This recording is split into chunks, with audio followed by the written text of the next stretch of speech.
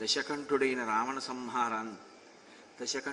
రావణాసురుణ్ణి సంహరించినటువంటి రామచంద్రమూర్తిని చూసి దేవతలు ఋషులు మొదలైనటువంటి వారు ఎంతో సంతోషించి పుష్పవృష్టిని కురిపించి మంగళవాద్యములను మ్రోగించినటువంటి సందర్భం దగ్గర నిన్నటి రోజు ఉపన్యాసాన్ని పూర్తి చేసి ఉన్నాం. ఆ యుద్ధ భూమిలో పడిపోయి ఉన్నటువంటి రావణాసురుని యొక్క మృతదేహాన్ని చూసి తోడపుట్టినవాడు కదా విభీషణుడు, బ్రతికున్నంతకాలం ఒకలా ఉంటుంది, చనిపోయిన తరువాత ఒకలా ఉంటుంది. అది రామాయణం అందుకే చాలా యథార్థమైనటువంటి స్థితిని ఆవిష్కరిస్తుంది. సుగ్రీవుడు చూడండి, వాలి బ్రతికున్నన్నాళ్ళు రాజ్యం కోసం వైరం, భార్య కోసం వైరం. నిజంగా వాలి నిహతుడైపోయిన తర్వాత యుద్ధభూమిలో వెళ్ళి, అయ్యో అన్నయ్య ఇలా పడిపోయావా, ఎటువంటి వాడివి, ఎంతమందిని ఓడించావు, ఎన్ని గౌరవాలు పొందావు, ఇలా పడిపోయావు, ఎంత దారుణం అంటాడు. అన్నదమ్ములు బతికున్నప్పుడు కొట్టుకుని చచ్చిపోయిన తర్వాత ఏడవడం అంత దారుణమైన విషయం లోకంలో ఇంకోటి ఉండదు. అదే రాముడి దగ్గరికి వచ్చేటప్పటికీ దేశే దేశే కలత్రాని దేశే దేశే చ బాంధవాహ తంతు దేశం నపశ్యామి యత్ర భ్రాత సహోదర అంటాడు. ఆ జన్మకి తోడపుట్టిన వాళ్ళన్న వాళ్ళు ఒక్కరే. ఇక ఆ జన్మలో మళ్ళీ తోడపుట్టిన వాళ్ళు కొత్త వాళ్ళు రావడం అనేటటువంటిది జరగదు. కాబట్టి నేను సోదరుల పట్ల అటువంటి ప్రేమని కలిగి ఉంటాను అంటాడు. ధర్మం అర్థంచ కామంచ పృథివీంచాపి లక్ష్మణ ఇచ్చాపి భవతామర్థే ఏతత్ ప్రతిశృణోమితే అంటాడు అయోధ్యకాండలో. నేను ధర్మము కాని అర్థము కాని కామము కాని ఈ మూడిటిలో ఏది అనుభవించినా నా సోదరులతో కలిసి అనుభవించవలసిందే తప్ప నేను వేరుగా అనుభవించడానికి ఇష్టపడేవాణ్ణి కాను అంటాడు. అది రామలక్ష్మణ భరత శత్రుఘ్నుల మధ్యనున్నటువంటి ప్రేమ. అటువంటి ప్రేమకి నూచుకోనటువంటి అన్నదమ్ములు బతికున్నన్నాళ్ళు మాట్లాడుకోకుండా ఉండడం, బతికున్నన్నాళ్ళు వైరంతో ఉండడం, తీరా ఎవరో ముందు వెనకాలు ఉంటాయి కదా, అన్నో తమ్ముడో ఎవరో ఒకళ్ళు ముందు వెళ్ళిపోవాలి. వెళ్ళిపోయిన తర్వాత అప్పుడు యుద్ధ భూమిలోనో ఎక్కడో మరణించినటువంటి ప్రేతాన్ని చూసో అప్పుడు ఆ గత వైభవాన్ని స్మరించి ఏడవడం. ఏమిటి ప్రయోజనం? మనుష్య జన్మ అనేటటువంటిది బాగా బుద్ధిచేత వివేచన చేసి ఎటువంటి పథంలో ప్రయాణించాలో అటువంటి పథంలో ప్రయాణించడం కోసం వచ్చినటువంటి జన్మ. దాన్ని తెలుసుకుని అనుష్ఠించిన నాడే అందం. కాబట్టి విభీషణుడు అంటాడు, వీర విక్రాంత విఖ్యాత వినీత నయకోవిద మహర్షయనోపేత కింశేషేద్య హతో భువి. మహర్షయ, నీవు సామాన్యుడివి కవు, వీరుడవు, విక్రాంతుడవు, విఖ్యాతుడవు, వినీతుడవు, నయకోవిదుడవు. అటువంటి వాడివి ఇవాళ ఎలా పడిపోయి ఉన్నావు భూమి మీద? మహర్షయనోపేత కింశేషేద్య హతో భువి. ఒక మనుష్యుని చేత సంహరింపబడిన వాడివై ఈ భూమి మీద నీ శరీరం పడిపోయి ఉంటే పరాగమంతా ఒంటికి అంటుకుని ఇంత దారుణమైనటువంటి స్థితిలో నువ్వు పడిపోయి ఉన్నావు. తదిదం వీర సంప్రాప్తం మయా పూర్వం సమీరితం కామమోహపరీతస్య ఎత్తేన రుచిరం వచః. నేను గతంలోనే నీకు రాబోయేటటువంటి ఆపద గురించి వివరించాను. అన్నయ్య, నువ్వు కామమోహితుడవై ఉన్నావు, నేను చెప్పే మాటలు నీ చెవికి ఎక్కట్లేదు, వద్దన్నయ్య నా మాట విను, సీతమ్మ జోలికి వెళ్ళవద్దు అని చెప్పాను. కానీ నీ ప్రారబ్ధమో నా ప్రారబ్ధమో ఆ మాటలు నీ చెవికి ఎక్కలేదు. ఎక్కనటువంటి దాని పర్యవసానం ఏమి అంటే, ఇదిగో ఇవాళ నువ్వు ఇలా యుద్ధభూమిలో పడిపోయి ఉన్నావు అని. సహజంగా యుద్ధభూమిలో ఒక అన్నగారు మరణిస్తే తమ్ముడు ఆ సమయంలో ఎలా విలపిస్తూ ఉంటాడో అలాగే విభీషణుడు విలపించాడు. ఎందుకంటే సున్నిత హృదయుడు, ధర్మాత్ముడు. రామచంద్రమూర్తి జోక్యం చేసుకుని మాట్లాడతారు. మీరు రాముడి యొక్క శీలాన్ని చూసినప్పుడు గమనించవలసిందిదే. రాముడు ఒక వ్యక్తి చనిపోయిన, శత్రువు చనిపోయిన, తన తండ్రి చనిపోయిన, వేరొకరు చనిపోయిన, ఒక పక్షి చనిపోయిన, తను పరిపాలించిన, తనకి కష్టం వచ్చిన, తనకి సుఖం వచ్చిన, తను చాలా కాలం నుంచి కోరుకున్నది తనకి ప్రాప్తించిన, తాను చాలా కాలం నుంచి కోరుకుని తనతో ఉన్నటువంటిది తనకి దూరమైన రాముడు మాత్రం ఎప్పుడు మాట్లాడినా ఒకటే మాట్లాడతాడు. ఏమిటి మాట్లాడతాడంటే, శాస్త్రం ఏం మాట్లాడిందని మాట్లాడతాడు. లేకపోతే ఇత పూర్వం ఈ రాజ్యాన్ని పరిపాలించినటువంటి నా వంశంలోని పెద్దలు ఏమన్నారన్నది మాట్లాడతాడు తప్ప నేను ఇలా అనుకుంటున్నాను, అని రాముడు ఎప్పుడూ తన బుద్ధి చేత నిర్ణయం చేయడం కానీ, తన బుద్ధి చేత నిర్ణయించిన దానిని అనుష్ఠించి పరిపాలన చేయడం కానీ రాముడు ఎప్పుడూ చేయలేదు. రామరాజ్యం రామరాజ్యం అని ఓ మాట అంటారు. రామరాజ్యం అన్న మాటకి మిగిలిన రాజ్యాలకి ఓ తేడా ఉంది. ఎందుకంటే ఎందరో రాజులు పరిపాలించారు ఈ భూమండలాన్ని. ఇంతమంది పరిపాలించినా అప్పటికవి స్వర్ణయుగాలు. కానీ గుప్తరాజ్యం, లేకపోతే హర్షవర్ధన రాజ్యం, లేకపోతే ఏదో చోళరాజ్యం, ఇలా వాటిని ఆదర్శంగా రాజ్యం అన్న పేరుతో వ్యక్తి పేరు పెట్టి చెప్పరు. అన్నీ అప్పటికి వచ్చాయి, అప్పటికి వెళ్ళి ఆ తర్వాత కాలగర్భంలో కలిసిపోయాయి. కారే రాజులు రాజ్యములు గెలువరే గర్వోన్నతిం పొందరే, వారేరి సిరి మూట కట్టుకుని పోవంజాలిరే భూమిపై పేరైనన్ కలదే, శిబి ప్రముఖులను ప్రీతిని ఇషక్కాములై ఈరే కోర్కెలు వరలం తలపరే ఈ కాలమున్ భార్గవ అంటారు పోతన గారు భాగవతంలో. అలా వచ్చారు, వెళ్ళిపోయారు. యుగం మారిపోయింది, త్రేతాయుగం మారిపోయి కలియుగం వచ్చేసింది. త్రేతాయుగం తర్వాత ద్వాపరం, ద్వాపరం తర్వాత కలియుగం వచ్చాయి. అయినా కూడా ఇప్పటికీ మనం పరిపాలన అంటే ఏమంటామంటే రామరాజ్యం అంటాం. రామరాజ్యం అంటే ఏమిటి? రహదారులకు రెండు పక్కల చెట్లు నాటించెను, చెరువులు తవ్వించెను, వ్యవసాయములకు నీటి సౌకర్యము కల్పించెను, వాటి చేత రామరాజ్యమా? ఏమి మిగిలిన వాళ్ళు కూడా చేసిన వాళ్ళు ఉన్నారుగా. అశోక రాజ్యం అని ఎందుకు చెప్పరు? హర్షవర్ధన రాజ్యం అని ఎందుకు చెప్పరు? రామరాజ్యం అంటారు. దేనికైనా రాముడే మనకి ఆదర్శంగా మాట్లాడతాం. రామరాజ్యం అన్న మాటకి ఏమిటి అర్థం? రాముడు అలా పరిపాలించాడు అంటే ఎలా పరిపాలించాడని అప్పుడు వైభవం ఏమిటి? అది చెప్పకుండా అందరూ రామరాజ్యం అండి రామరాజ్యం అండి అంటుంటారు. రామరాజ్యం అండి అన్న మాటకు అర్థం ఏమిటో తెలుసా? రాముడు పరిపాలించేటప్పుడు ఆయన దృష్టిలో పెట్టుకుని పరిపాలించినది ఒక్కటి. ఆయన దృష్టిలో ఉన్న ఒకే ఒక కోణం ఏమంటే ధర్మము. రాజ్య పరిపాలన పరమ ధార్మికంగా ఉండాలి. నేను ఎలా కూర్చుంటే ఆ ధర్మమన్న చట్రములోకి ఇమిడి ఉంటాను అంతే. అదొక్కటే ఆయన చూశాడు. దాని ఫలితం ఏమిటి? రాజ్యం అంతా ధర్మమే. రేపు మీరు వింటారు పట్టాభిషేక సర్గలో రామరాజ్యం అన్న మాట 2 శ్లోకాల్లోంచి తీసి కలిపారు.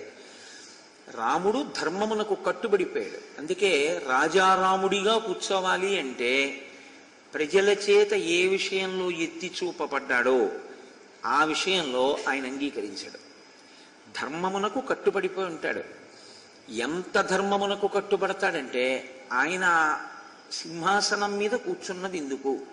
ప్రజా సంక్షేమము కొరకు. కాబట్టి ఇప్పుడు ఆయన ఎంత అందుబాటులో ఉంటాడంటే ప్రజలకి. ఉత్తరాఖండ మీరు చదివితే ఒక కుక్క రాముడితో మాట్లాడింది. అది ఆయన అందుబాటుతనం అంటే. ప్రజల వద్దకు ప్రభుత్వం రామరాజ్యం అంటే ఆయన అంత బాగా ప్రజలలోకి చొచ్చుకుపోయాడు, అంత తేలికగా వెళ్ళగలిగాడు, అంత సులభుడు, ప్రజలకి అందుబాటులో ఉండేవాడు, ఎప్పుడూ కూడా తెలుసుకోగలిగినటువంటి ప్రజ్ఞతో ఉండేవాడు. ఆయనకి నావాడా పైవాడా, ఈయనెవరు ఆయనెవరు ఆయనకు అనవసరం. ఆయనకి ధర్మం ఒక్కటే. ఆ ధర్మాన్ని పట్టుకునే పరిపాలన చేశాడు, ఆ ధర్మంతో బతికాడు, ఆ ధర్మంతో వెళ్ళిపోయాడు అవతారం. అందుకే ఇంకా ఇతర రాజ్యాలను వేటిని మనం ఆదర్శంగా చెప్పాం. రాజ్యము బాగా పరిపాలన చేయబడితే రామరాజ్యమే చెప్తాం. కారణం ఏమిటంటే అది ధర్మమునకు కట్టుబడినటువంటి పరిపాలన కనుక. కాబట్టి మీరు ఎప్పుడు రాముడు మాట్లాడినా దీన్ని విచారణ చేస్తున్నారు. రాముడు ఇప్పుడు రావణాసురుడు తన యొక్క ప్రగాఢ శత్రువు, తన భార్యని అపహరించిన వాడు. అటువంటి వాడు భూమి మీద పడిపోయాడు. తనని ఆశ్రయించిన వాడు, తన చేత లంకారాజ్యమును పొందినటువంటి వాడు ఏడుస్తున్నాడు. రాజకీయం అని ఒక మాట ఉంటుంది. ఆ రాజకీయం వేరు, రాజనీతి వేరు. రాజనీతిజ్ఞులు ఉండేవారు ఒకప్పుడు, ఇప్పుడు లేరు అనలేను, చాలా తక్కువ ఉంటారు. కాబట్టి ఆయన కూడా నా శత్రువు నా భార్యను ఎత్తుకుపోయిన వాడు చనిపోతే వీడు అన్నయ్యని ఏడుస్తున్నాడు అన్నాడు అనుకోండి, విభీషణుడికి ఏడ్చే అధికారం కూడా ఉండదు. అప్పుడు పుష్పక విమానంలో తీసుకొచ్చి స్పృహ తప్పిపోయినటువంటి రాముణ్ణి చూపించి నీ భర్త మరణించాడు అని చెప్పి పుష్పకం దింపకుండా ఏడవడానికి కూడా అవకాశం ఇవ్వకుండా సీతమ్మని బాధ పెట్టిన రావణాసురుడికి, తన అన్నగారు మరణిస్తే ఏడిచే అవకాశం ఇవ్వనటువంటి రాముడికి ఏం తేడా ఉంటుంది నాకు చెప్పండి? రామ హృదయం అంటే ఏమిటో తెలుసా అండి? అలా ఏడవకపోతే అసహించుకుంటాడు.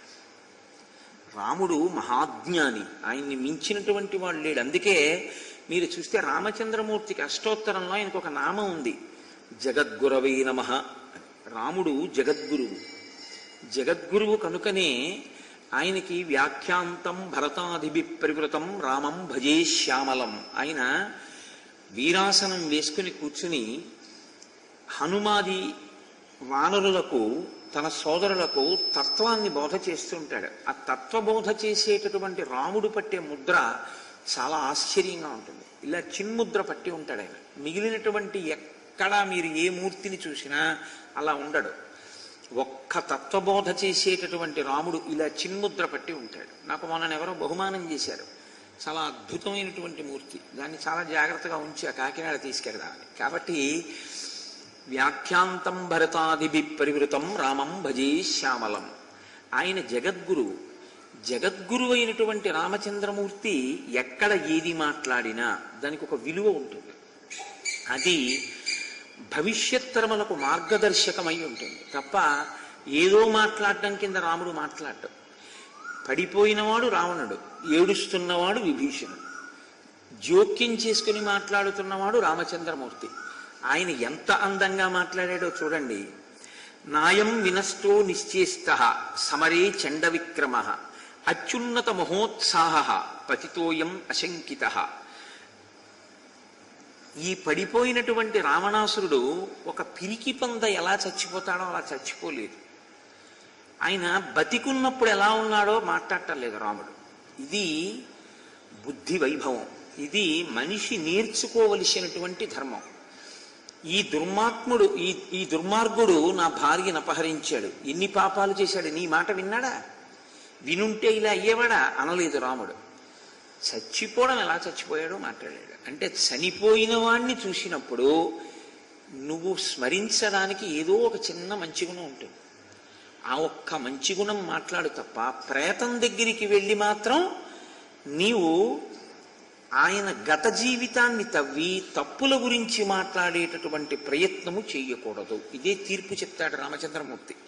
కాబట్టి ఆయన అన్నాడు, ఎలా చనిపోయాడన్నది ఆలోచించు. ఒక పిరిగి పంద చనిపోయినట్టు చనిపోలేదు, భీరువై పారిపోయి చచ్చిపోలేదు. ఇతని రణోత్సాహం మహోన్నతమైనటువంటిది. ఎటువంటి యుద్ధం చేశాడు! ఇతను నాతో చేస్తున్నటువంటి యుద్ధాన్ని చూడ్డానికి సమస్త దేవతలు ఋషులు ఆకాశంలో నిలబడి చూశారు. అంత గొప్ప యుద్ధం చేశాడు, నిర్భయంగా చేశాడు ఆ యుద్ధాన్ని.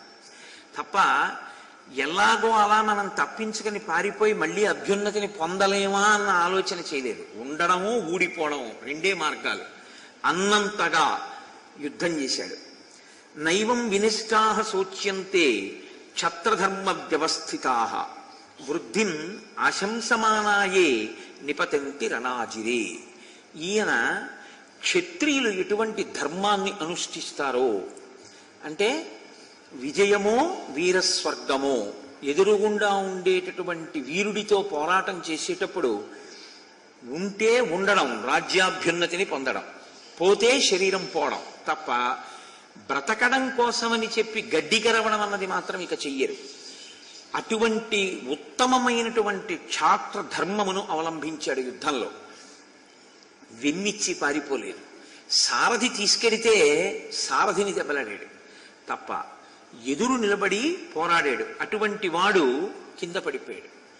ఒకప్పుడు ఇంద్రాది దేవతల్ని గజగజలాడించాడు. అంతటి పరాక్రమంతో బతికాడు. యుద్ధం అనేటటువంటిది ఒక పక్షం గెలవడానికే చెయ్యబడుతుంది. రెండు పక్షాలు గెలవడం ఎప్పుడూ సంభవం కాదు విభీషణ. రెండు పక్షాలు గెలిచిన దాన్ని యుద్ధం అని అనరు. కాబట్టి ఒక పక్షమే గెలవాలి. కాబట్టి మనమన్నా గెలవాలి, రావణుడన్నా గెలవాలి. ఇది మనకి యుద్ధ ప్రారంభము నుండి తెలిసే విషయం. మనమన్నా గెలుస్తాం, రావణుడన్నా గెలుస్తాడని. రావణుడు పడిపోయాడు, మనం గెలిచాం. కానీ పడిపోయిన రావణుడు తన జీవితంలో మాత్రం చిట్ట చివరి దశలో అత్యద్భుతమైన యుద్ధం చేసి వీరస్వర్గాన్ని అలంకరించాడు. ఇంత గొప్ప స్థితిని పొంది వీరస్వర్గాన్ని అలంకరించినటువంటి మహాపురుషుడికి తమ్ముడవైన నువ్వు ఆయన్ని చూసి ఇయం హి పూర్వై సందిగ్ధా గతి క్షత్రియ సమ్మతా క్షత్రియ సమ్మతమైనటువంటి పథంలో వెళ్ళిపోయినటువంటి వాణ్ణి చూసి నీవు ఇలా ఏడవకూడదు. అంటే విభీషణుడు అన్నాడు, అనీన దత్తాని వనీపకేషు భుక్తాశ్చ భోగా నిభృతాశ్చ భృత్యాః ధనాని మిత్రేషు సమర్పితాని వైరాణ్యమిత్రేషు చ యాపితాని. ఎప్పుడైనా అంతే. లోకంలో సందర్భం ఎలా ఉంటుందంటే, ఒక్క ధార్మికుడు సభలో ఉన్నాడనుకోండి, సభలో కనీసం ధర్మం గురించి మాట్లాడేటటువంటి వారు ఆయన ఉన్నారు బాగుండదని చెప్పి కనీసం అప్పటికైనా సరిగ్గా ఉండడం తటస్థిస్తుంది. అది కూడా లేకపోతే చాలా ప్రమాదకరమైన స్థితిని గుర్తు. అందరూ చెప్పినా వినది రావణుళ్ళే అయిపోతాడు. ధార్మికుడైన వాడి పట్ల ఆ మర్యాద ఎప్పుడూ ఉండాలి. ఇప్పుడు రావణుడు చెప్పినటువంటి మాట చేత ప్రచోదనం పొందాడు విభీషణుడు. పొంది అంటున్నాడు, మా అన్నయ్య అడిగిన వాళ్ళకి కొల్లలుగా దానం చేశాడు, గురువుల్ని సేవించాడు, ఇష్టదైవాన్ని సేవించాడు. ఆయన అనుభవించని భోగం ఏం లేదు, సమస్త భోగాల్ని అనుభవించాడు.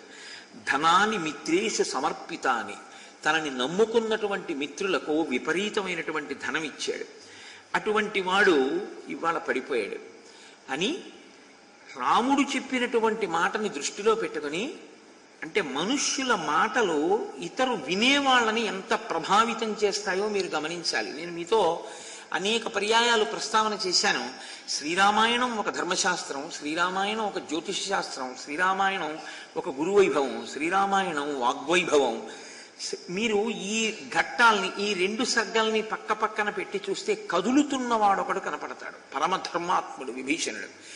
అంతటి విభీషణుడు నోటి వెంట రాకూడని మాట ఒకటి వచ్చింది యుద్ధకాండలో. అసలు మనం ఊహించనటువంటి మాట వస్తుందని వచ్చింది విభీషణుడి నోటి వెంట. కానీ సర్దుకోగలిగాడు. ఎందుకు సర్దుకోగలిగాడు అంటే, బ్రహ్మగారి దగ్గర వరం పొందాడు. నేను ఆపత్కాలమునందు కూడా ధర్మము నుండి నా బుద్ధి వైక్లభ్యము పొందకుండుగాక అని అడిగాడు కాబట్టి సర్దుకోగలిగాడు. మాటలు మనుషుల మీద ఎంత ప్రభావం చూపిస్తాయి అన్నదానికి మీకు నేను ఒక ఎదర జరగబోయేటటువంటి విషయాల్లో దాన్ని మనవి చేస్తాను. ఇంత గొప్పగా రావణుడి గురించి మాట్లాడి రామచంద్రమూర్తితో అన్నాడు, ఏషోహితాగ్నిశ్చ మహాతపాశ్చ వేదాంతగ కర్మసు చగ్రియ వీర్య ఏతస్య యత్ప్రేత గతస్య కృత్యం తత్కర్తుమిచ్ఛామి తవ ప్రసాదాత్. ఈయన ఒక గొప్ప తపస్వి, వేదాంతవేత్త, యజ్ఞ యాగాది క్రతువులను ఆచరించిన వారిలో ప్రముఖుడు. అటువంటి వాడు ఇంత దయనీయంగా పడిపోయాడు. ఈ శరీరం ఇలా పడిపోయి ఉండకూడదు. మనుష్య జాతికి ఉండవలసిన లక్షణం ఏమిటంటే, ఎక్కడైనా ఒక మనుష్య ప్రేతం పడిపోయి ఉంటే అంత్యేష్టి సంస్కారం చేయవలసి ఉంటుంది. అందుకే కలియుగంలో ఇంకా అశ్వమేధయాగం ఇవ్వలేదు. కలియుగంలో అశ్వమేధయాగం లేదు. అశ్వమేధయాగమునకు తుల్యం ఏది అంటే అనాథ ప్రేత సంస్కారమే.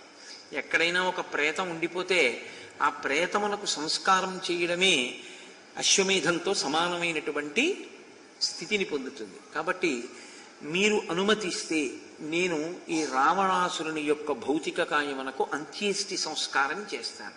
అంటే పిండాండము బ్రహ్మాండములోకి కలుపుతారు, అదొక ప్రక్రియ. మంత్రములతో ఇందులో ఉన్నటువంటి పంచభూతాల్ని పైన ఉన్నటువంటి పంచభూతాలతో కలిపేస్తారు. అంటే సమన్వయం ఆగిపోతుంది. సమన్వయం ఆగిపోయింది అని గుర్తు. దానికి ఏం చేస్తారంటే, మంత్రబద్ధంగా ఇందులో ఉండేటటువంటి వాయువులన్నింటినీ కూడా విడతీసేసి ఈ శరీరాన్ని ఆ బ్రహ్మాండంతో కలిపేసేసి విడిపోయినటువంటి జీవుడు పితృదేవతా స్థానాన్ని పొందుతాడు. కాబట్టి ఆశీర్వచనాన్ని పుచ్చుకోండి అని చెప్పి జ్ఞాతులందరి యొక్క అభ్యున్నతి కొరకు ఒక హోమం చేస్తారు. అందుకే దాన్ని జ్ఞాతి హోమము అని పిలుస్తారు. అందుకే 11 రోజుల అశౌచం, జ్ఞాతి తప్పకుండా వెళ్ళి తినడం ఆ రోజున అనేటటువంటిది ఒక సంప్రదాయంగా వస్తోంది. ఏది పెట్టినా సనాతన ధర్మంలో చాలా విశాలమైనటువంటి దృక్పథంతో పెడతారు.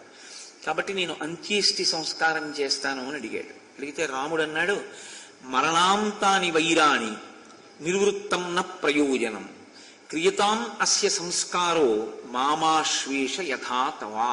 ఇది చాలా చాలా చాలా పెద్ద మాట. రాముడు తప్ప అన్యులు అనలేని మాట. ఎంత గొప్ప మాట అన్నాడంటే, మరణాంతాని వైరాణి, మరణముతోనే వైరం పోయింది.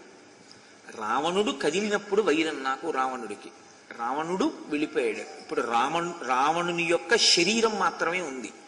కాబట్టి ఇప్పుడు వైరం అన్న సమస్య ఏం లేదు. నువ్వు ఏ అంత్యేష్టి సంస్కారం తప్పకుండా చెయ్యాలో ఆ సంస్కారమును నువ్వు చేసి తీరాలి విభీషణ. ఎందుకని?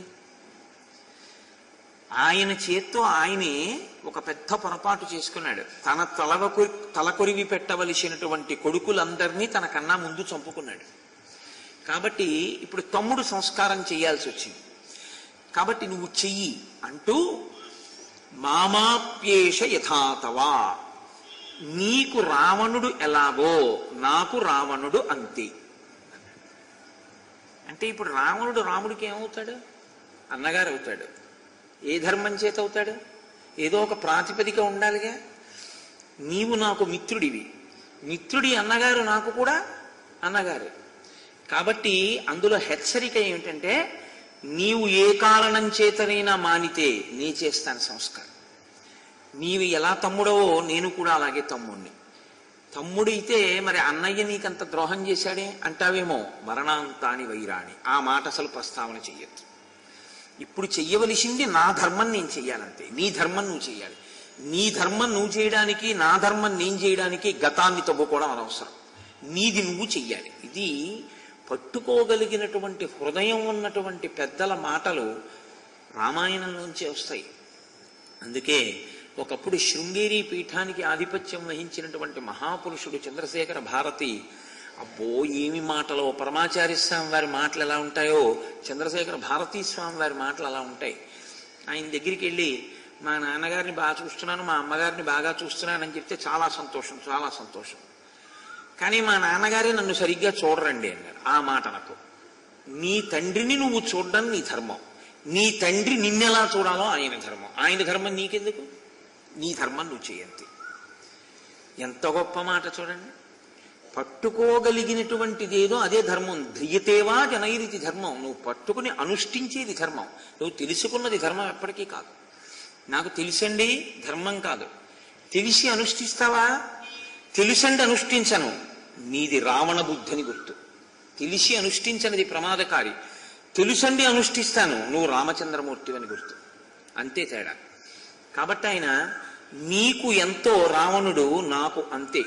మరణాంతాని వైరాని. కాబట్టి నువ్వు అంత్యేష్టి సంస్కారము చేయవలసినదే. సరే, ఆ రావణాసురుని యొక్క రాణులు కొన్ని వందల మంది ఉన్నారు. వాళ్ళందరూ యుద్ధభూమికి వచ్చారు. ఆ శరీరం కాళ్ళు పట్టుకున్నారు, పాదాలు పట్టుకున్నారు, చేతులు పట్టుకున్నారు, గుండెల మీద పడ్డారు. వాళ్ళందరూ ఏడుస్తున్నారు.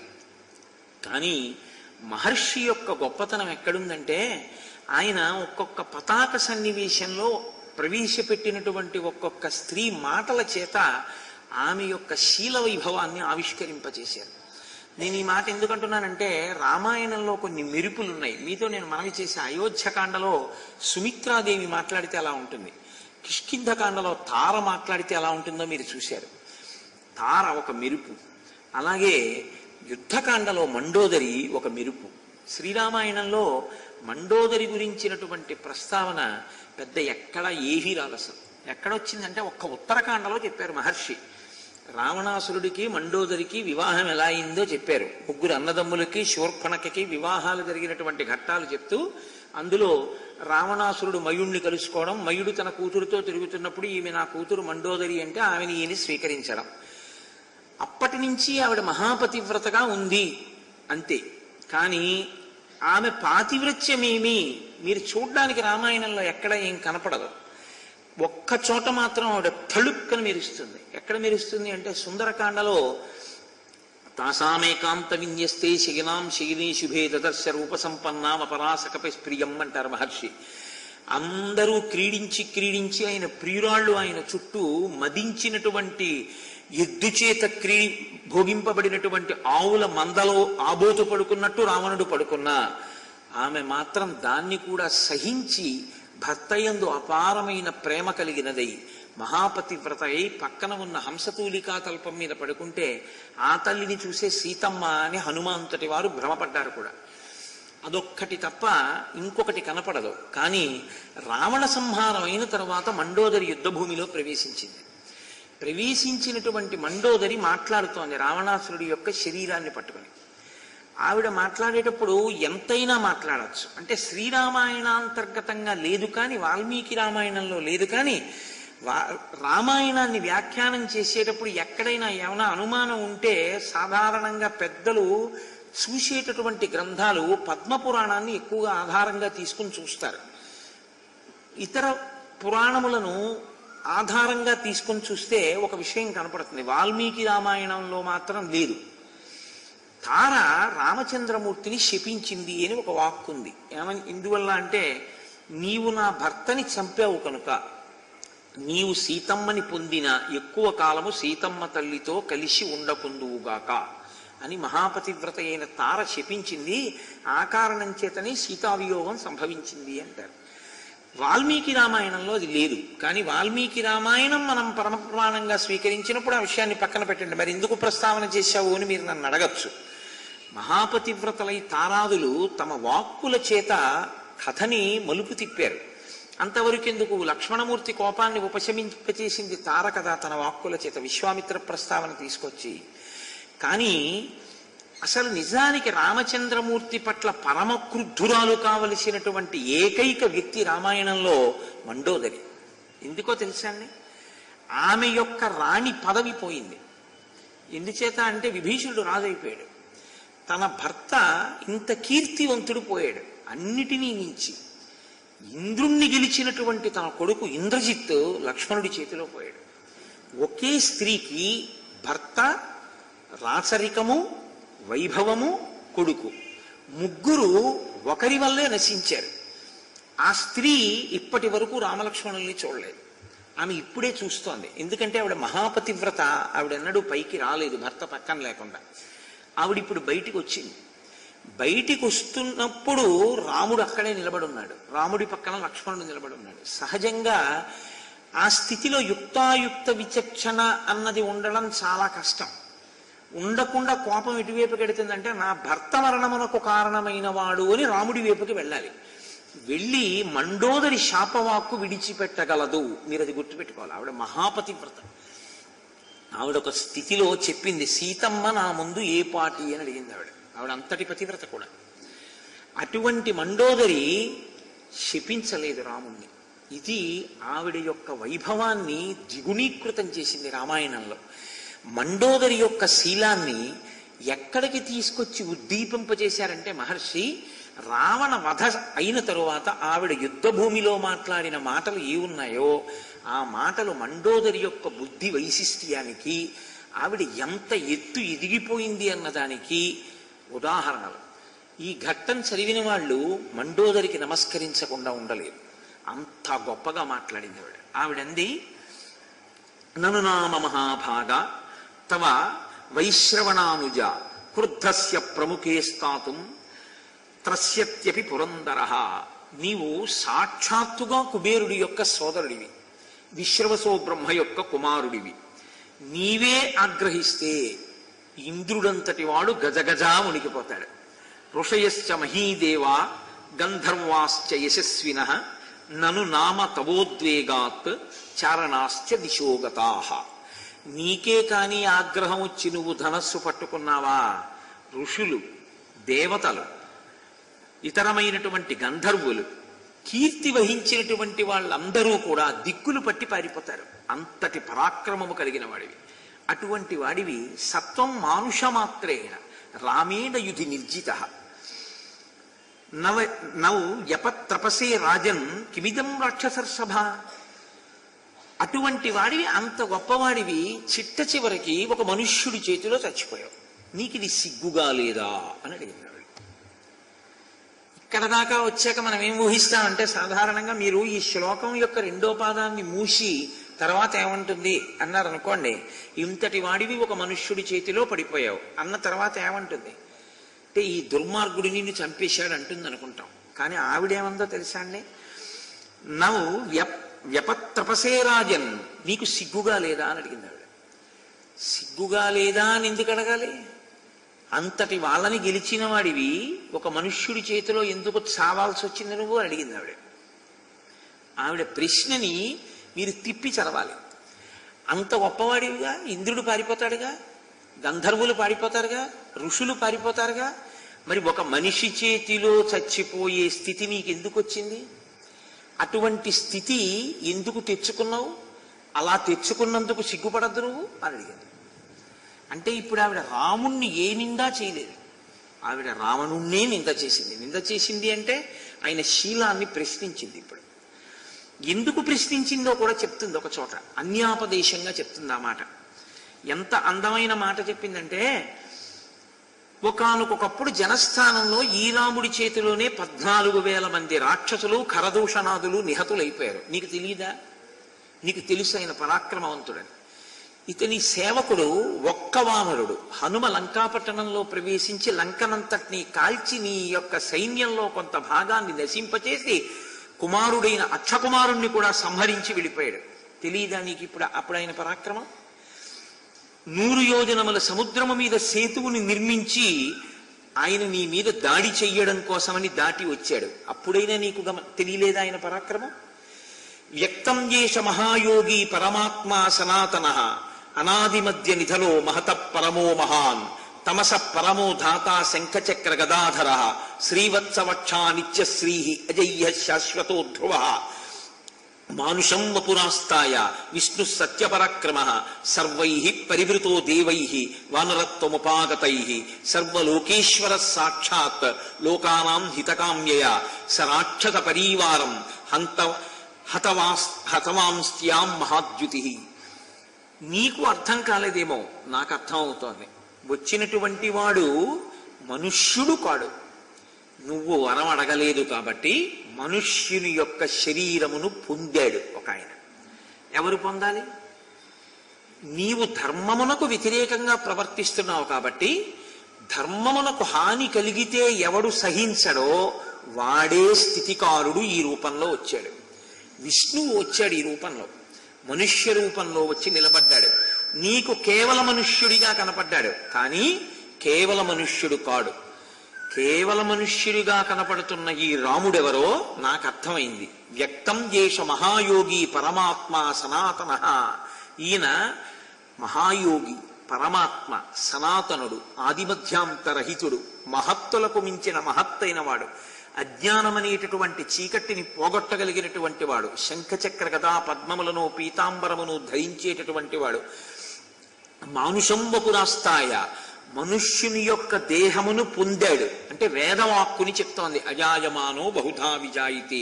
పుట్టవలసిన అవసరం లేనివాడు పుడుతూ ఉంటాడు. ఈశ్వరుడు దేనికి పుడుతూ ఉంటాడు అంటే ధర్మమును రక్షించడానికి పుడుతూ ఉంటాడు. నీ వలన ధర్మము నశిస్తుంటే ఆ ధర్మమును రక్షించడానికి నువ్వు అడగలేదు కాబట్టి మనుష్య శరీరము చేత మరణిస్తావు. కనుక మనుష్య శరీరములోకి విష్ణువు ప్రవేశించి ఈ రూపంలో వచ్చి నించున్నారు. సర్వలోకేశ్వర సాక్షాత్ లోకానాం హితకామ్యయ. ఈయన సర్వలోకములకు ఈశ్వరుడైనటువంటి వాడు, లోకము యొక్క హితము కోరి వచ్చినటువంటి వాడు. ఆయన ఈ రాక్షసులందరినీ సంహరించి లోకమునకు శాంతి కల్పించడం కోసమే ఇటువంటి ద్యుతి, కాంతితో కూడినటువంటి స్వరూపాన్ని పొంది ఉన్నాడు. ఇక్కడ ఉన్న వాళ్ళందరూ ఏమంటున్నారంటే ఆయన నిన్ను చంపాడని అంటున్నారు. కానీ నీ భార్యని నాకు తెలుసు, నువ్వెందుకు చచ్చిపోయావో నీ చెప్తానందావిడ. ఇది దారుణాతి దారుణమైన తీర్పు. సుందరకాండలో సీతమ్మ చెప్పింది ఈ మాట. ఇవాళ బాగుంటుంది కానీ రావణ, చపలం చలితేంద్రియం, నీ శరీరము పడిపోయిన రోజున కానీ, నీ శరీరము కదలలేని స్థితికి వచ్చిన రోజున కానీ నీ భార్య నీ పక్కన నిలబడి, వీడు చపలుడు, చెలించిన ఇంద్రియములున్నవాడు, వీడు ఇంద్రియములను అదుపు చేసుకోలేక భార్యని అతిక్రమించినవాడు అని నీ భార్యలు అన్ననాడు నువ్వు చచ్చి 1000 మాటలు చచ్చినట్టు, బతికుంటే 100 మాటలు చచ్చినట్టు. కాబట్టి వద్దు, నా మాట విను. నివర్తయమనోమత్త స్వజనీ క్రియతాం మనః ఆత్మానుపమాం కృత్వా స్వేషు దారేషు రమ్యత అతుష్టం స్వేషు దారేషు చపలం చలితేంద్రియం. నా మాట విను. నీ ఇంద్రియములను మనసును తిప్పి నీ వారి యందుంచుకో, నీవు శాశ్వతమైన కీర్తి గణిస్తావని చెప్పింది ఆ తల్లి. అది ఇప్పుడు యథార్థం అవుతాను. ఎందుకో తెలుసా అండి, నేను ఒక మాట చెప్తాను, మీరు సహృదయంతో మాత్రమే దాన్ని పుచ్చుకోవలసి ఉంటుంది. కన్న తల్లికి కూడా కొడుకు గురించి కొంతే తెలుస్తుంది, భార్యకి మాత్రం పరిపూర్ణంగా తెలుస్తుంది. ఒక వయసు వచ్చేసిన తరువాత కొడుకు యొక్క బలం బలహీనతలు ఏవి అన్నవి చెప్పగలిగినటువంటిది, మనసులో తెలుసుకోగలిగినది భార్య ఒక్కతే.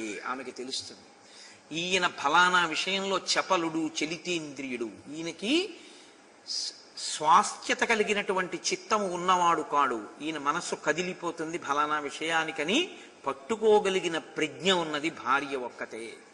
అది రసేంద్రియం దగ్గర నుంచి, నాలుక దగ్గర నుంచి ఆయన బలహీనతలన్నీ ఆవిడికి తెలిసి ఉంటాయి.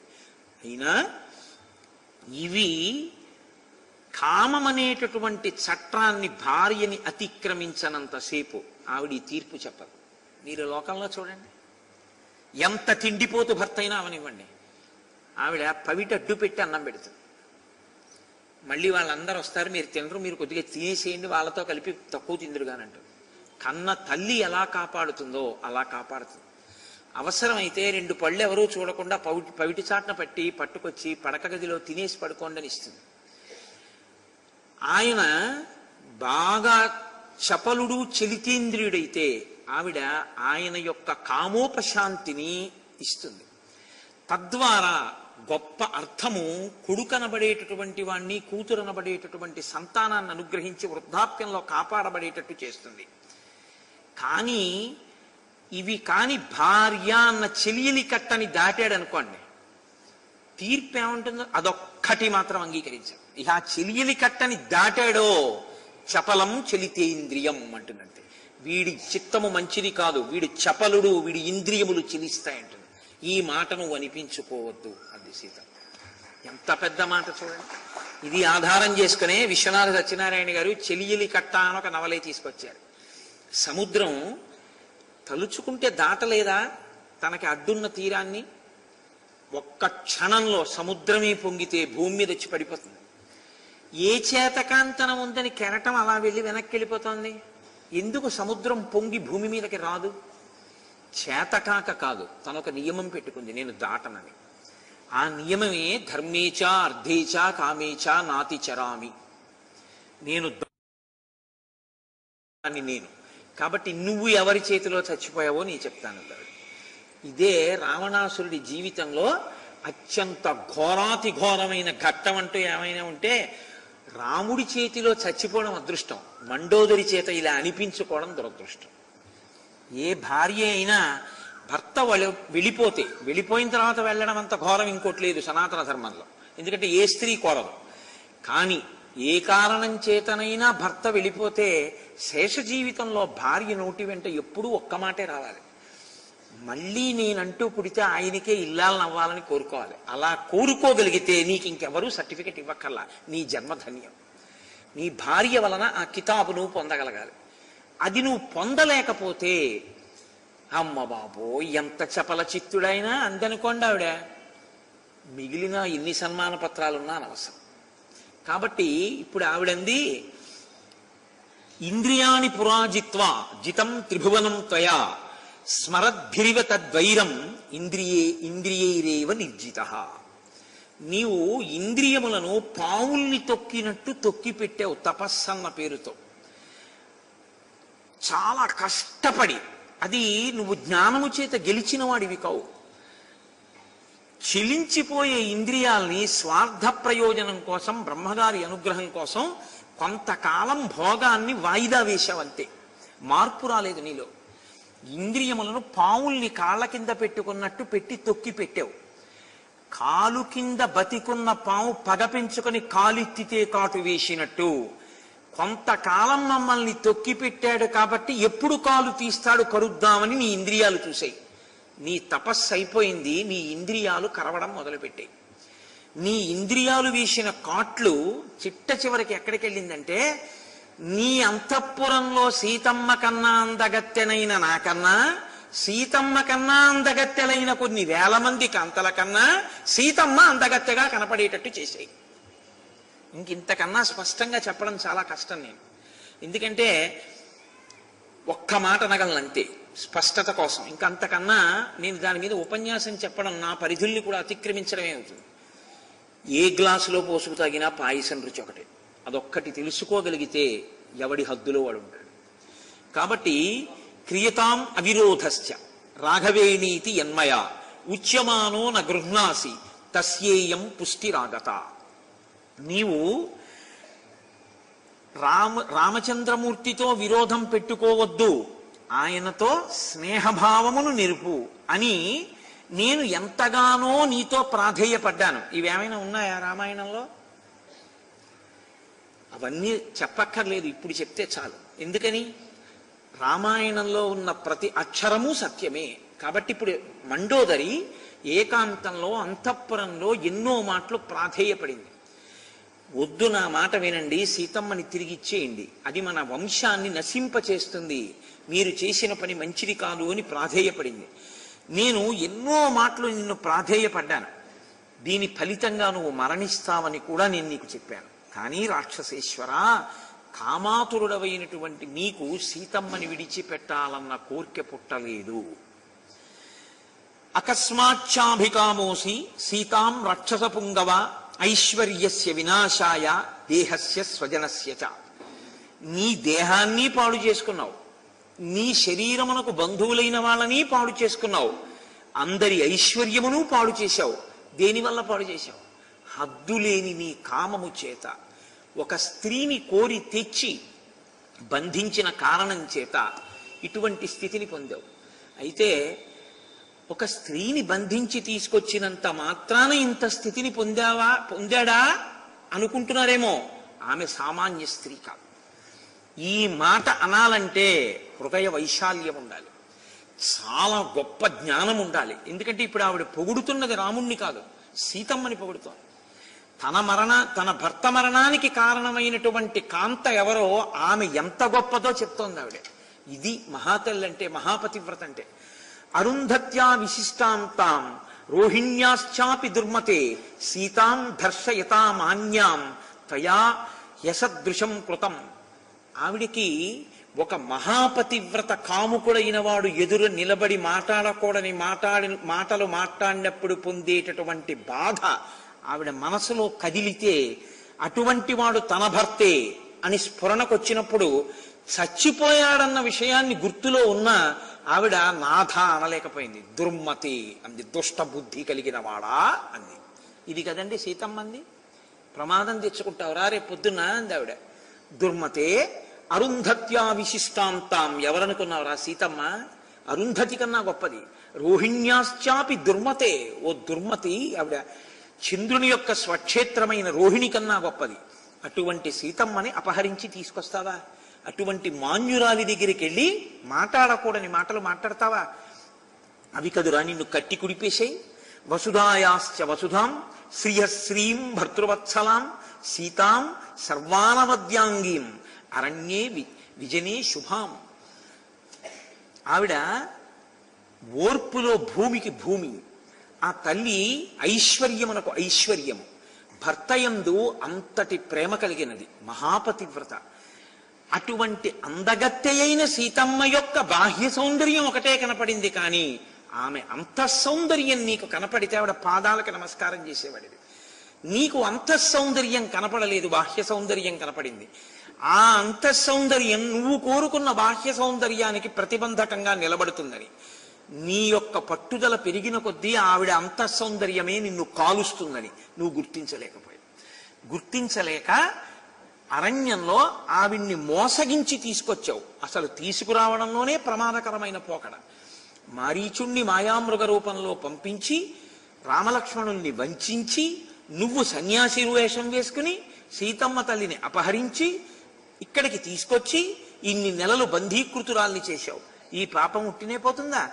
అవశ్యమేవ లభతే ఫలం పాపస్య కర్మణః ఘోరం పర్యాగతే కాలే కర్తాన్నాన్యస్త్ర సంశయ. ఎవడు చేసింది వాడు అనుభవించాలిగా. పుణ్యం చేశావు అనుభవించావు, పాపం చేశావు అనుభవిస్తున్నావు. కాబట్టి ఇప్పుడు పరాగములో పడిపోయావు. ఒకనాడు పెద్ద పెద్ద ఆభరణములు పెట్టుకున్నావు, గొప్ప వైభవాన్ని అనుభవించావు. చేసిన పాపం ఎక్కడికి పోతుంది? ఎదురుగుండా రాముడు కనపడితే కాళ్ళ మీద పడలేదుగా. ఇంటికి పో అన్నాడు. ఆ రోజున రాముడి కాళ్ళ మీద పడిపోయి ఉంటే నీ పాపం పోయి ఉండేది, నువ్వు పడలేదుగా. కాబట్టి ఏమైంది? అనుభవించవలసి వచ్చింది. నువ్వు చేసింది నువ్వు అనుభవిస్తున్నావు. ఎవడు చేసింది వాడే అనుభవించాలనడానికి తార్కాణం నీ తమ్ముడు చేసింది నీ తమ్ముడు అనుభవిస్తున్నాడు. చూడు, విభీషణుడు ఎక్కడున్నాడు? రాముడి పక్కన నించున్నాడు. ఎటువంటి తమ్ముడిగా? లంకారాజ్యానికి రాజయ్యి ఉన్నాడు. నువ్వు మరణించి ఉన్నావు. ఏమి నీ ప్రారంధం? నీ తర్వాత నీ కొడుకులు అవ్వాలి.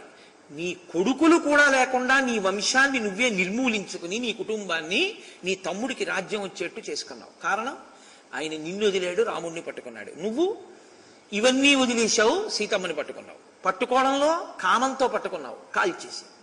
చూసావా? కాబట్టి శుభకృత్యు భమాప్నోతి పాపకృత్ పాపమశ్నుతే విభీషణ సుఖం ప్రాప్త తం ప్రాప్త పాపమీదృశం. విభీషణుడు ఏది పొందాలో దాన్ని విభీషణుడు పొందాడు. నువ్వు ఏది పొందాలో అది నువ్వు పొందావు. ఎవడు చేసింది వాడు అనుభవించాలిగా. రావణ సంత్యన్యాహ ప్రమదాస్తుభ్యం రూపేణాభ్యధికాస్తత అనంగవశమాపన్న తంతు మోహాన్న బుద్ధ్యసే. ఎంత గొప్ప తీర్పండి నిజంగా. యథార్థంగా నిష్పక్షపాతంగా ఆలోచన చేస్తే రావణ, నువ్వు కోరుకున్న సీతమ్మ కన్నా అందగత్తెలు కొన్ని వేల మంది మన అంతఃపురంలోనే ఉన్నారు, నీ యందు ప్రేమ ఉన్నవారు. అంతకన్నా గొప్పదాన్ని నేనున్నాను, నీ యందు అనురాగం ఉన్నదాన్ని. కానీ మన్మథ బాణాలు నీ మీద అలా పడ్డాయి. ఇందులో కనపడని అందలం ఆవిళ్ళలో నీకు కనపడింది. అదే నీ కొంప ముంచింది. ఆ దృష్టికోణం మార్చుకోలేకపోయావు. ఇంతమంది నీ యందు అనురక్తలున్నారు. నిజంగా బయట వాళ్ళు ఎవరైనా చూస్తే సీతమ్మ కన్నా వీళ్ళు అందగత్తెలు అంటారు. కానీ నీకు అలా అనిపించలేదు. నీ ప్రారంధం అంతే. న కులేన న రూపేణ న దాక్షిణ్యేన మైథిలి మయాధికా వా తుల్యా వా త్వం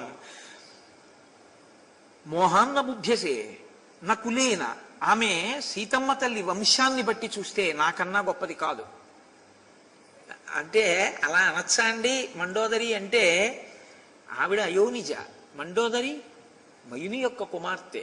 ఈవిడ వంశం చెప్పడం కుదురుతుంది. తల్లి పరాశక్తిగా నిలబడింది అంతే.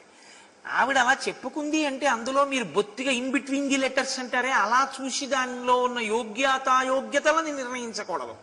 ఆవిడ చెప్తున్నది మాత్రం యథార్థం.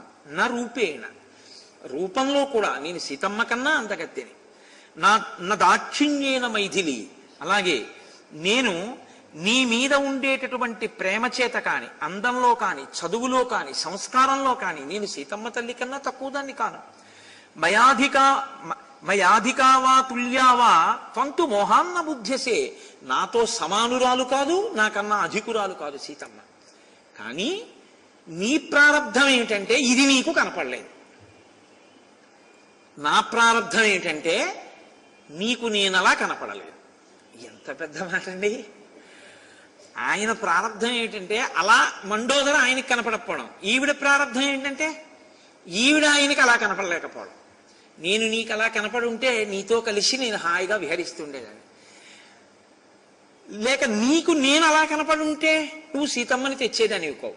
కాబట్టి నీ ప్రారంధం అలా ఏడిచింది, నా ప్రారంధం ఇలా ఏడిచింది. కారణం, మన్మథ బాణములు నీ మీద పడినప్పుడు అవి ఎంత విశృంఖలత్వాన్ని పొందాయంటే నీకు ఆమె అందగత్తగా కనపడమే సృష్టిలో ఆశ్చర్యం. నేను నిన్న మీతో మనవి చేశానుగా, మనస్సుని ధార్మికమైన తృప్తి వైపుకి తిప్పలేకపోతే ఇలాంటి అల్లర్లే బయలుదేరుతాయి. కాబట్టి సర్వదా సర్వభూతానాం నాస్తి మృత్యురలక్షణ తవ తావదయం మృత్యు మైథిలీకృత లక్షణ. కాబట్టి నేనేమంటానంటే రావణ, నింద లేకుండా బొందిపోకూడదు. ఏదో ఒక నింద ఉండాలిగా. నింద అంటే కారణం. డెత్ సర్టిఫికెట్ ఇవ్వడానికి ఒక రీజన్ అడుగుతారు. డాక్టర్ గారిని అడిగి సర్టిఫికెట్ తీసుకురండి అంటారు మున్సిపాలిటీ వాళ్ళు. అంటే ఓ సర్టిఫికెట్ పెట్టమంటే డాక్టర్ గారు ఏదో ఒక టెక్నికల్ టర్మ్ రాస్తాడు. అది మనకు అర్థం అవ్వచ్చు, అర్థం కాకపోవచ్చు. ఆయనకి అర్థమైతే చాలు ఎందుకు చచ్చిపోయాడు. మనకు అర్థం అవ్వాలంటే ఏదో హార్ట్ ఫెయిల్యూరో లేకపోతే ఏదో కిడ్నీస్ ఫెయిల్యూర్ ఇలాంటి మాటలు అయితే మనకు కొన్ని అర్థమై మనం డాక్టర్ అయిపోయినంత సంతోషపడిపోతుంటాం అనుకోండి, అది వేరే విషయం.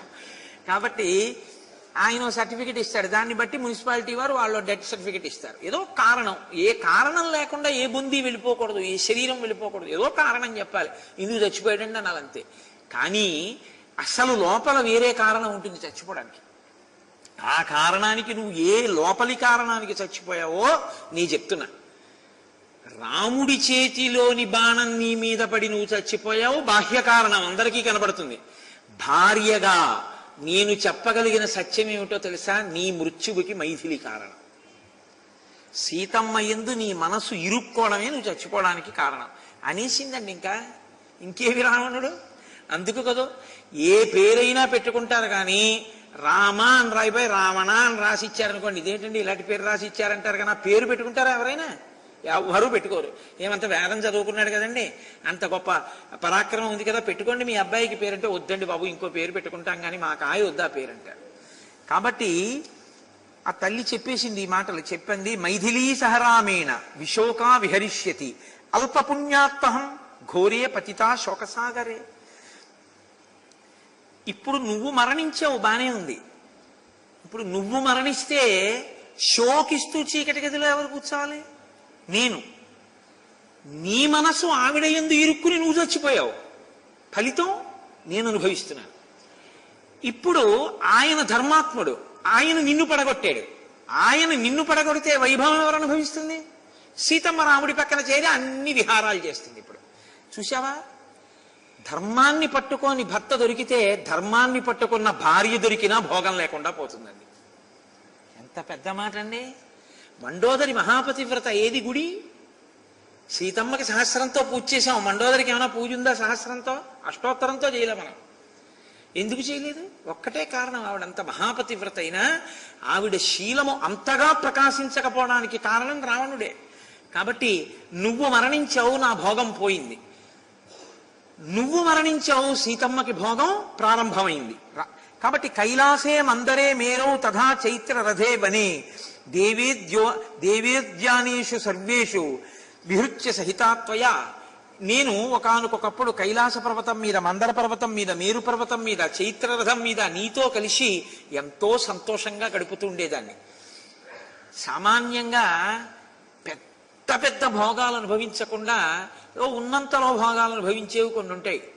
ఏదో ఉన్న ఇత్తడి చెంబును చూసి సంతోషపడిపోతుంటారు. ఒక్క వెండి చెంబుకి 1000 పడగల్లో విశ్వనాథ సత్యనారాయణ గారి నవల్లో ఆ చెంబు కోసం దెబ్బలాడుకు పడుకున్న దంపతుల గురించి వింటే చాలా ఆశ్చర్యంగా ఉంటుంది. ఒక్కొక్క దంపతుల యొక్క జీవితం అంతా దేని చుట్టూ తిరుగుతుందంటే వాళ్ళ దాంపత్యంలో గొప్పగా చెప్పుకోవడానికి ఏముంటాయో తెలుసా అండి? ఆశ్చర్యకరమైన సందర్భాలు కొన్ని ఉంటాయి. అవి వింటే మనం తెల్లబోతాం. నేను ఒకప్పుడు శృంగేరి పీఠాధిపతులు భారతీ తీర్థస్వామి వారి తల్లిగారి దర్శనం చేసుకున్నాను. చేసుకుంటే ఆ తల్లి నాతో మాట్లాడుతూ మాట అంటే నేను నిజంగా ఆశ్చర్యపోయాను. మా వారికి నాయన ప్రతీ నెల సత్యనారాయణ వ్రతం చెయ్యాలని కోరిక. ప్రతీ నెల సత్యనారాయణ వ్రతం చేస్తే 5 కథలకి కొట్టడానికి 5 కొబ్బరికాయలు కొనుక్కోగలిగిన స్తోమత కాదు మాదప్పుడు. 5 కథలకి 5 కొబ్బరికాయలు కొట్టలేక అసలు కొబ్బరికాయే కొట్టకుండా నైవేద్యం పెట్టి వ్రతం చేసేవాళ్ళం. ఆ తర్వాత సత్యనారాయణ వ్రతానికి ఒక్క కొబ్బరికాయ కొనుక్కోగలిగిన రోజులు వచ్చినప్పుడు ఎంత సంతోషించామో అన్నారు ఆవిడ. అది ధార్మికమైనటువంటి అభివృద్ధిలో ఆనందం. ఎంత నాకు నిజంగా ఏమి గొప్ప మాటలు రా ఈ మాటలు, నిజంగా ఏమి అద్భుతం రా, ఎంత తృప్తిరా వీళ్ళది. సత్యనారాయణ వ్రతానికి ఒక్క కొబ్బరికాయ కొనుక్కున్నాడు, మేము తృప్తి పొందామన్నారు ఆవిడ. ఎన్ని కొనుక్కున్నా దిక్కుమాలింది అసంతృప్తే, ఎన్ని కొనుక్కున్నా అసంతృప్తే. అసలు సత్యనారాయణ వ్రతానికి 5 పెద్ద కొబ్బరికాయలు కొనుక్కున్నామని తృప్తి అన్న స్థితి ఎక్కడుంది నీకు? అసలు ఆ పథంలో ఆలోచన ఉంటే కదూ. కాబట్టి ఆవిడంది పెద్ద పెద్ద భోగాలన్నీ అకస్మాత్తుగా ఎప్పుడు ఆగిపోతాయంటే ఇదిగో ఈ రాచ కుటుంబాల్లోనే ఆగిపోతాయి. వచ్చిన పెద్ద గొడవ, రాణిగారిగా ఉన్నంతకాలం పర్వాలేదు, ఎవడో వచ్చి యుద్ధం చేస్తాడు, రాజుగారి తెగిపోతాడు. ఈవిడ ఏ పాతాల గృహంలోంచి ఆ కొడుకుని ఎత్తుకుని అరణ్యాలకు పారిపోతుంది. శత్రువులు వస్తారేమో అని మారువేషంలో ఇంత పల్లకీల్లో ఊరేగిన ఆవిడ పరుల పంచన పాచి పనులు చేసి బతుకుతూ ఉంటుంది. కాబట్టి ఆవిడంది శైవాన్యేవాస్మి సంవృత్త ధిగ్రాజ్ఞాం చంచలాశ్రియాః. ధిక్ అంటే చెయ్యి అని సంస్కృతంలో, చెయ్యి. ఈ రాచరికంలో పొందేటటువంటి సౌఖ్యాలు ఉన్నాయి చూసారా, ఇవి అత్యంత ప్రమాదం. ఆకాశమంత ఎత్తులో తిప్పుతాయి, పాతాళమంత కిందకి తోసేస్తాయి అకస్మాత్తుగా. చూసావా నీ మరణంతో ఇప్పుడు నేను ఏ స్థితికి వెళ్ళానో అంది ఆవిడ. అంటూ ఆవిడంది, యాస్త్రయా విధవా రాజన్ కృతా నైకాహ కులస్త్రియ పతివ్రత ధర్మపరాః గురు శుశ్రూషణే రతాః తాభి శోకాభితప్తాభిః శప్తః పరవశంగతః. ఇది నీకు అకస్మాత్తుగా వచ్చింది కాదు. నీ వల్ల ఇలా ఎంతమంది ఏడిచారు, ఎన్ని లక్షల మంది కాంతలు, కులస్త్రీలు, పతివ్రతలు, ధర్మపరాయణులు, పెద్దల శుశ్రూష చేసేటటువంటి ఆడవాళ్ళు ఎన్ని లక్షల మందో ఏడిస్తే ఎక్కడికి పోతుందిరా పాపం, కట్టుకున్నందుకు నేను ఏడుస్తున్నాను ఇవాళ చూశావా అని సుకృతం దుష్కృతం చత్వం గృహీత్వా స్వాం గతిం గతః ఆత్మానం అనుశోచామి తద్వియోగేన దుఃఖిత. పుణ్యమో పాపమో నీ మూట నువ్వు పట్టుకుని వెళ్ళిపోయావు, పుణ్యం అయిపోయింది. కానీ నా బతుకే భయంగా తయారైందండి. ఎందుకో తెలుసా అండి, ఆవిడ అండంలో ఒక చమత్కారం ఉంది. ఎంత పెద్ద మాట అనాలో అంత పెద్ద మాట ఇందులో దాచేసింది ఆవిడ. పుణ్యమే చేశావో పాపమే చేశావో రాముడి చేతిలో చచ్చిపోయావు. ధర్మాత్ముడుగా విభీషణుణ్ణి నీకు అంత్యేష్టి చేయమన్నాడు కాబట్టి చేసేస్తాడు. రేపు నేను పోతే ఏడి కొడుకు చంపేశావుగా, నీ కామానికి ఇంద్రజిత్తుని చంపేశావుగా, కొడుకులందరినీ చంపేశావుగా, నీకు నీ తమ్ముడు చేస్తున్నాడు, రేపు నాకు చేయడానికి కొడుకుని మిగల్చకుండా చచ్చిపోయావు. ఇది నీ దారుణం. మామూలుగా కొడుకు తనంత తాను వెళ్ళిపోతే ఏమో, నీ కామానికి చంపి నువ్వు చచ్చిపోయావు. నీ పుణ్యం పాపం నీ మూట కట్టుకు నువ్వు పోయావు. నా పరిస్థితి ఏమిట్రా అన్నాడు. వెళ్ళకరా, ప్రమాదకరమైన వాటి జోలికి వెళ్ళకు, ఇలాంటి నిందలే పడిపోతావు. ఎలా బతికావన్నది కాదు, ఎలా చచ్చిపోయావన్నది చూస్తారు. అందుకని అన్నీ తెలిసిన వాడికి అమావాస్య మరణం, ఏమీ తెలియని వాడికి ఏకాదశి మరణం అని అందుకన్నారు. కాబట్టి నీకు ఎన్ని తెలుసు కాదు, నువ్వెంత అనుష్ఠిస్తావు, ఎంత జాగ్రత్తగా బతుకుతావు. అనాయాసేన మరణం వినా దైన్యేన జీవితం, ఇవి చాలా ప్రధానం. ఇవన్నీ ఎక్కడ ఇంతమంది చూస్తుండగా ఇంతటి మహానుభావుడని అందరూ చెప్పుకున్నటువంటి రాక్షసుల ముందు పట్టమహిషి ఇస్తున్న కితాబ్ రావణాసురుడికి అని ఈ మాటలు చెప్పి, మారీచ కుంభకర్ణాభ్యాం వాక్యం మమ పితుస్తథా నశ్రుతం వీర్యమత్తేన తస్యేదం ఫలమీదృశం. మారీచుడు చెప్పాడు, కుంభకర్ణుడు చెప్పాడు, మా నాన్నగారు చెప్పారు, నేను చెప్పాను, నీ తమ్ముడు చెప్పాడు. చిట్ట చివరికి ఏమైంది? నీలజీమూత సంకాశ పీతాంబరా శుభాంగద స్వగాత్రాన్ని వినిక్షిప్య కింశేషే రుధిరాప్లుత. ఎవరి మాట వినందుకు వచ్చినటువంటి ఫలితం ఏమిటంటే, అంగుళం శరీరం కనపడకుండా బంగారు ఆభరణాలు పెట్టుకున్నటువంటి నువ్వు ఒక్కసారి కౌగిలించుకుందామంటే అవకాశం లేని రీతిలో ఒంటి నిండా బాణాలతో చచ్చిపోయావు. నెత్తుటి మడుగులో పడిపోయావు. పక్షుల గుంపులు తిరుగుతున్నాయి పైన. కాబట్టి చూసావా రావణ అంది. పాపం ఆయన యొక్క వైభవాన్ని తలుచుకుని ఆవిడ ఏడ్చింది. రామచంద్రమూర్తి అన్నారు, ఆవిడ ఏడుస్తూ బాధపడుతూ అలా మాట్లాడుతుంటే అలా ఉంచడం ధర్మం కాదు. కాబట్టి జరగవలసిన పెద్ద ధర్మం చూడాలి. కాబట్టి విభీషణ వీళ్ళని లోపలికి తీసుకెళ్లి రావణాసురుని యొక్క అంత్యేష్టి సంస్కారమునకు ఏర్పాటు చెయ్యి అంటే, విభీషణుడు అన్నాడు, నీ చెయ్యనన్నాడు. నేను ఇది మీతో అన్నది, నీ చెయ్యను రావణుడికి అంత్యక్రియలు. ఇన్ని తెలుసున్న ధర్మాత్ముడైనటువంటి విభీషణుడు రావణాసురుడికి అంత్యక్రియలు చెయ్యలేదు. యుద్ధభూమిలో శరీరాన్ని వదిలేస్తే పక్షులు మృగాలు తినేసి అని లోకం రేపు అంటుంది. నన్ను నాకు తెలుసు, నేను ధర్మం తప్పిపోయానంటుంది. కానీ వెంటనే ఏమంటుందంటే, ఎందుకు చెయ్యలేదు విభీషణుడు అని అడుగుతుంది. ఎంత దౌర్భాగ్యపు బతుకు బతికేడు వాడు. అటువంటి వాడి శరీరానికి ఎలా చేస్తాడు అంత్యేష్టి విభీషణుడు? అసహ్యం వేసింది వదిలేశాడంటారు. కాబట్టి రామ నీ చెయ్యను. అప్పుడు మళ్ళీ రాముడు ఏమన్నాడో తెలుసా అండి, మరణాంతాని వైరాని. ఇది ఎందుకు తెలుసుకోవాలి నువ్వు పాత కథ? మరణంతో ఆ వైరం పోయింది. నువ్వు చేస్తావా, నీకు ఎంతో నాకు అంతే కాబట్టి నీ చెయ్యాలా అని అడిగాడు. అప్పుడు విభీషణుడు అన్నాడు, నేనే చేస్తానని. అప్పుడు రావణాసురుడి శరీరానికి అంత్యక్రియలు జరిగాయి. ఇది రామచంద్రమూర్తి యొక్క ధార్మిక నిష్ఠ అంటే. మహానుభావుడు అంతటి ధర్మం ఉన్నవాడు. కాబట్టి ఇప్పుడు అంత్యేష్టి సంస్కారం అయిపోయింది. ఆ రాక్షసులందరూ వచ్చారు. వానర యోధులు కలిసి రామచంద్రమూర్తి దగ్గర నమస్కారం చేస్తూ నిలబడ్డారు. లక్ష్మణమూర్తిని పిలిచి, తతస్యేకం ఘటం గృహ్య సంస్థాప్య పరమాసనే ఘటేన తేన సౌమిత్రి అభ్యషించద్విభీషణం లంకాయాం రక్షసాం మధ్యే రాజానం రామశాసనాత్ విధినా మంత్రదృష్టేన సుహృద్గణ సమావృతం అభ్యషించత్ సధర్మాత్మ శుద్ధాత్మానం విభీషణం. శుద్ధాత్ముడైనటువంటి విభీషణుణ్ణి రాముని యొక్క అనుజ్ఞ మేరకి లక్ష్మణస్వామి సముద్రంలో ఉండేటటువంటి జలాల్ని ఒక ఘటంతో తీసుకొచ్చి అభిషేకం చేసి విభీషణుణ్ణి రాజ్యమునందు ప్రతిష్ఠించారు. లంకకి రాజు విభీషణుడు అయ్యాడు. రావణ పాలిత అయిన లంక విభీషణ పాలిత అయినటువంటి లంకగా మారిపోయింది. ఇప్పుడు రామచంద్రమూర్తి హనుమని పిలిచి ఒక